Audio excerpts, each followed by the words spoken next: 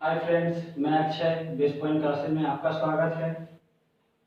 आज हम क्लास 9 के चैप्टर बहुपद का घात के बारे में पढ़ेंगे, जिसको इंग्लिश में डिग्री ऑफ अ पॉलिनोमियल्स बोलते हैं। प्रीवियस क्लास में हमने बहुपद के कुछ मेथड को सॉल्व किया था, बहुपद किसे कहते हैं और भी बहुत कुछ। अगर अभी तक आपने हमारे प्रीवियस बहुपद चैप्टर को नहीं देखा तो प्लीज उसे जाके देखिए। और आज हम उससे आगे बढ़ते हैं फ्रेंड्स। देखिए, बहुपद का घात मतलब डिग्री ऑफ अ पॉलिनोमियल्स। यहाँ फ्रेंड्स इसके डिटेल सॉल्यूशन के बारे में हम लोग पढ़ेंगे। जैसे यहाँ लिखा हुआ है, किसी बहुपद में सबसे बड़े घात वाले पद के घातांक को उस बहुपद का घात कहते हैं। ये डिफिनेशन है। और कुछ उदाहरण के माध्यम से हम समझेंगे कि आपका घात जो है यहाँ पे जो दिया हुआ है, सबसे बड़े घात को हम बहुपद करेंगे। तो एग्जाम्पल 1 में ये आपका एग्जाम्पल 1 है। इसमें हम देखेंगे कि बहुपद का सबसे बड़ा घात क्या होता है। जैसे यहाँ पे x पे exponent 3 plus 7x square plus 5x plus 4 ये दिया हुआ है।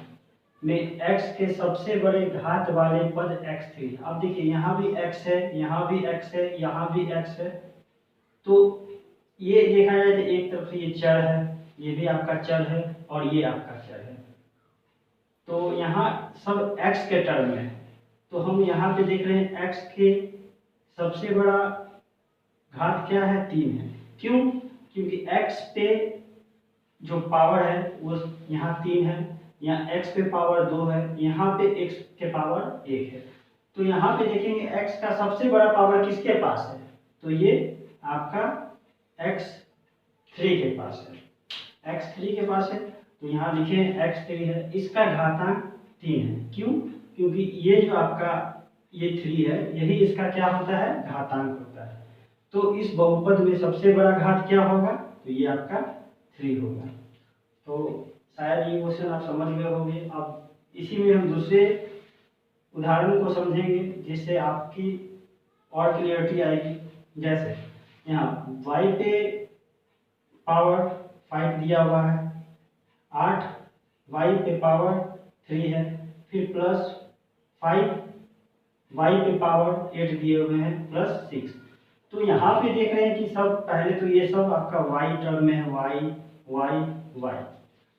तो y पे सबसे बड़ा जो घात है वो कौन सा है, यहाँ पे देखेंगे y पे सबसे बड़ा घात, यहाँ पे तो 5 है, यहाँ पे 3 है, लेकिन यहाँ पे 8 है।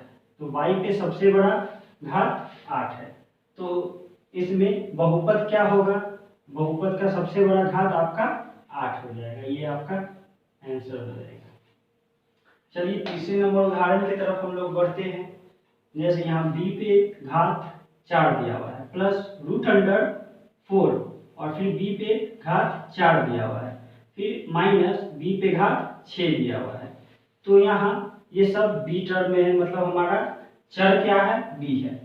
तो b में सबसे बड़ा घात क्या है, फिर देखेंगे तो यहाँ तो 4 है, यहाँ भी 4 है, लेकिन यहाँ 6 है। तो b पे सबसे बड़ा जो है घात वो 6 है। तो यहाँ पे इस बहुपद का घात क्या हो जाएगा फ्रेंड, 6 हो जाएगा। तो ये आपका आंसर। आई होप यहाँ तक आपको समझ में आ गया होगा। अब हम और आगे बढ़ते हैं बहुपद के डिटेल सॉल्यूशन के ऊपर।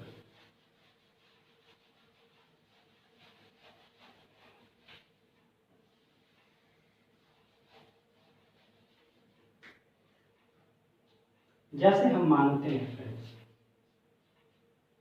क्या है, मानते हैं दो चर a और b हैं। मान लीजिए ये दो चर a और b है। मान लीजिए दो चर a और b हैं। उसमें बहुपद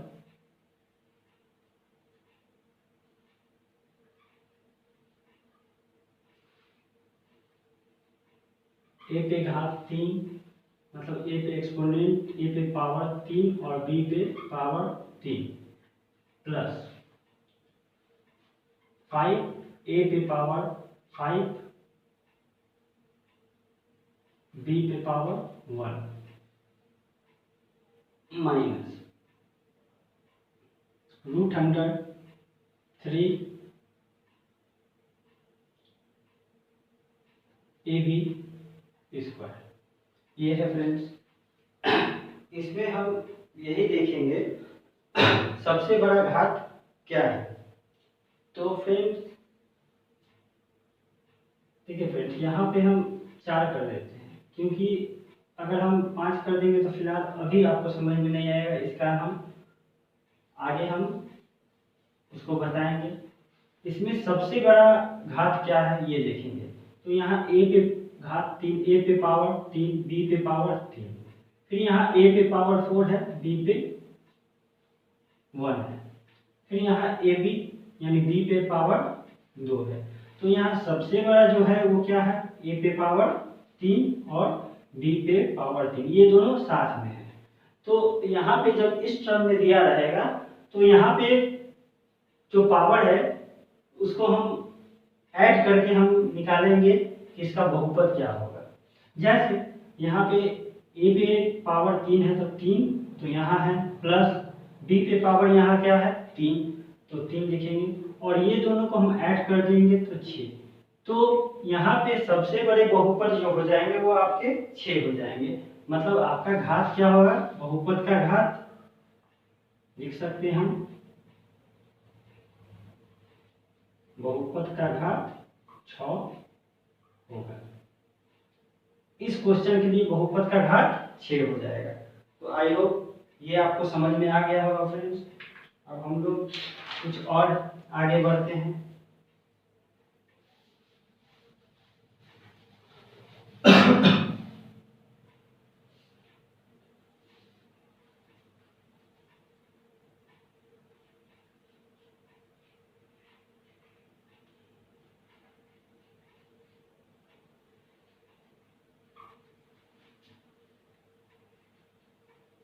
देखिए फ्रेंड, जब किसी चर में दिया हुआ चर, जब किसी चर में दिया हुआ चर, ये देखिए जब किसी चर x में, ये लिख दीजिए, जब किसी चर x में दिया हुआ, जब किसी चर x में दिया हुआ बहुपद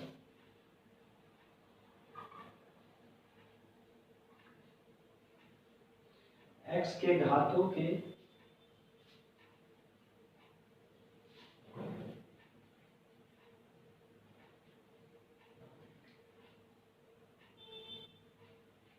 आरोही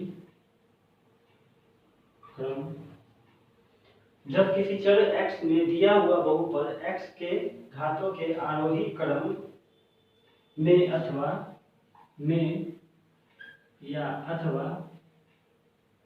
x के घातों का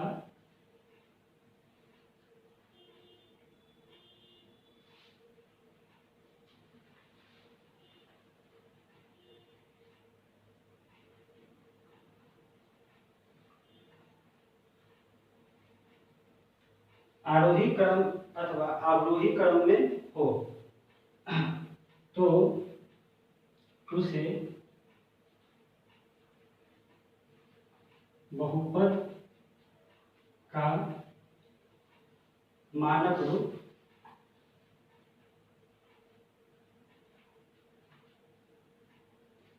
मतलब इंग्लिश में स्टैंडर्ड फॉर्म,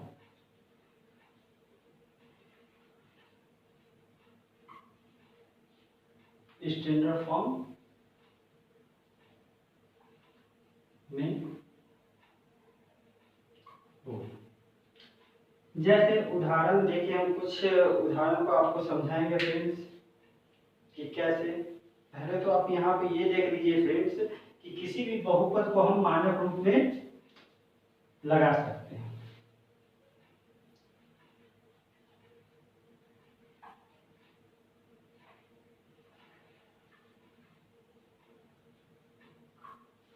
किसी भी बहुपद को मानक रूप मतलब स्टैंडर्ड फॉर्म में लाया जा सकता है।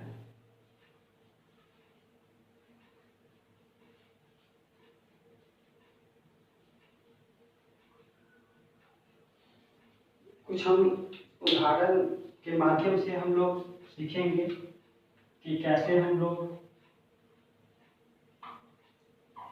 किसी भी बहुपद के मानक रूप में हम ला सकते हैं, मतलब आरोही क्रम में लाएंगे और फिर उसको अवरोही क्रम में बदल देंगे। जैसे कुछ हम उदाहरण देखते हैं, जैसे यहाँ पे लिखा हुआ है 3y पे घात 3y पे power 5 minus 2y plus 3y 4 plus 3y पे पावर 2 फिर प्लस 2y पे पावर 3 प्लस √105। इसको पहले तो हम आरोही क्रम में लिखेंगे, फिर हम अवरोही क्रम में बदल देंगे। तो आरोही क्रम और अवरोही क्रम में बदल देंगे इसको।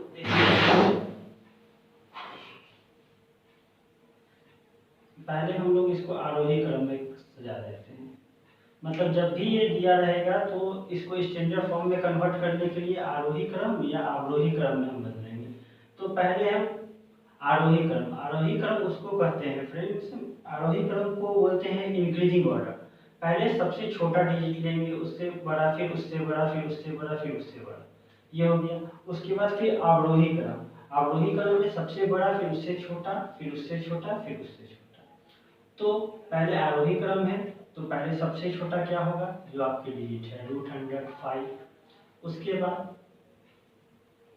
उसके बाद आपका यहाँ पे पावर है 2, तो हम इसको लेंगे प्लस 3y पे पावर 2, फिर पावर 2 से बड़ा क्या है पावर 3, तो इसको लिखेंगे 2y पे पावर 3, फिर आपका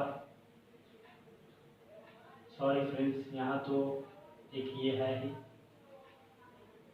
सॉरी फ्रेंड्स पहले हम लेंगे 2y प्लस उसके बाद 3y पे पावर 2, उससे बड़ा है आपका 2y पे पावर 3, फिर आपका है फ्रेंड्स ये 3y पे पावर 4, और लास्ट में आपका ये बच गया फ्रेंड्स, तो इसको भी ले लेंगे आपका 3y पे पावर 5। तो ये आपके आरोही क्रम में हो गए। और उसके बाद हम इसी को हम अवरोही क्रम में हम बदल देंगे फ्रेंड्स।